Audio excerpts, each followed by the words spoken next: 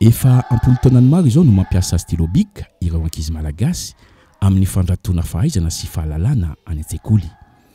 Miamaforona hatrany izany fifandraisan'ny mpianatra malagasy sy ny stylo bic izany.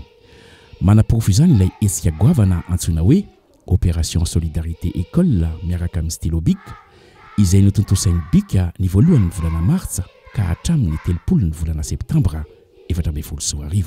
Ity hetsika ity moa dia maneho firaisankina sy tolotanana ho an'ireo ankizy malagasy mianatra eny amin'ny sekolim-panjakana ambaratonga voalohany na EPP izay manana fotodrafitrasa sy mba tsy dia lavorary loatra.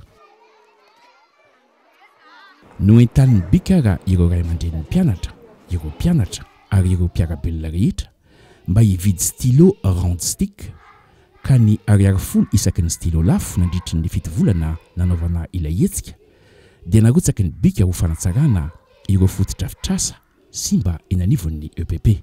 Mba anetanana ny olona ndray anjara tamin'ilay Opération Solidarité École dia ny fampiraharaha tamin'ireo mpivarotra maromaro teto Antananarivo renivohitra ny tompon'andraikitra ao amin'ny bic.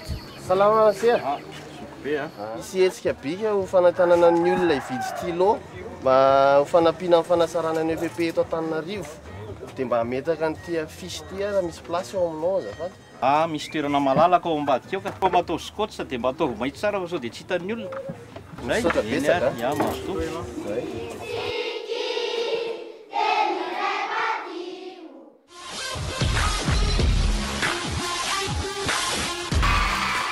Misy ihany koa ny fampisehoana teny anivon'ireo sekoly maromaro teto an-drenivohitra izay nanaovana fanentanana mikasika ny mahazava-dehibe ny fianarana sy ny fifanampiana eo amin'ny samy mpiarabelona.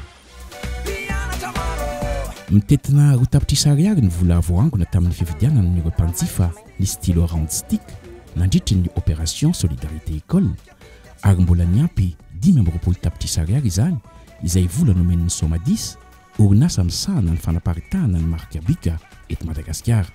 Totaly 17 tapitrisa ariary izany ny vola nentin'ny bic nanatsara sy nanavao EPP miisa 4 eto Antananarivo renivohitra izany hoe EPP iray isaky ny boriboritany.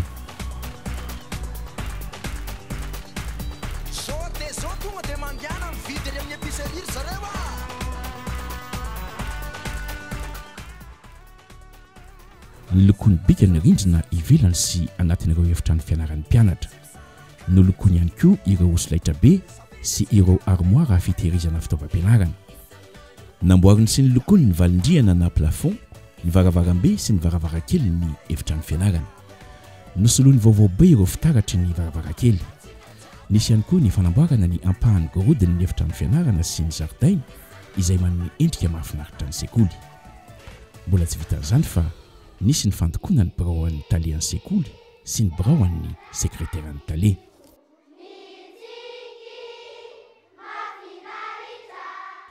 Ankoatr'izay moa dia nisy ihany koa ny fanavaozana ny tohatra ao amin'ny sekoly. Teo ihany koa ny fanamboarana ny lakan-drano sy ny tambohon'ny sekoly. Zavatra tsapa aloha tena niova tanteraka. Niova tena hoe hita misokatra zany milamina tanteraka mihitsy, madio, mamiratra, mampazoto azy. Amin'ny mahazava-dehibe an'ilay izy aloha mamerina ny asany na trano-panjakana azy ilay izy zany. Ray izay dia faharoan'izay tsy dia mena mita sa mandray vahiny sa mandray fiofanana fivoriana ireny zany. Vita daholo zany ilay zavatra tena hoe sady nanahirana anay teto lasa nahafinaritra ny sekoly niatsara. Dipoka faliana raha ireo ankizy mianatra ao anatin'izany tontolo tsara sy mendrika ary mahafinaritra izany. Mifaly be fa madio be fianarana. Voaloko ilay izy dia mampatsilo saina. Matoky fa ho afaka CP satria mazoto mianatra. Tsy antokarina andeha nankaty an-tsekoly fa voaloko tsara sady madio be ny trano fianaranay. Faly dia faly izahay satria voaloko tsara ny fianaranay. Hianatra tsara izahay mba ho faly ny ray aman-dreniny. Ny ray aman-dren'ny mpianatra moa dia naneho ampahabe maso ny fankasitrahan'izy ireo ny zava-bitan'ny bic. Faly tanteraka ny foko satria ravoravo ny ankizy zany mianatra ao anatin'ilay sekoly. Mazoto mihitsy mikarakara ny zanako mandeha mianatra satria lasa nisy fivoarana mihitsy zany ilay fianarana satria lasa mazoto ana mampianatra ny zanako ary. Zava-dehibe tokoa zao satria isany hoe famporisiana ny ankizy hianatra tsara aty an-tsekoly. Za zany tompoko dia manantena ho avy mamirapiratra ho an'ny zanako satria efa mazoto mianatra izy amin'izao fotoana izao. Misy fiantraikany tsara eo amin'ireo mpampianatra ihany koa ny asa fanamboarana sy fanavaozana ireo efitrano fianarana. Izako mpampianatra koa dia tena mazoto be mihitsy ny ampianatra satria mahafinaritra na ny tableau afaka manoratra foana ianao, satry foana ary hanoratra. Na ny ao am-pianarana aza zany hitanao mientanentana mihitsy ianao hoe mazoto miampianatra. Dia mahafinaritra mihitsy na ny saina ary mihiratra hiditra ato amin'ny fiasana. Tsy vitany nanambara ampahibe masony hafalimpony ireo mpanabe sy mpampianatra ary mpianatra fa mbola naneho izany ankira sy tamin'ny alalan'ny fihetsika.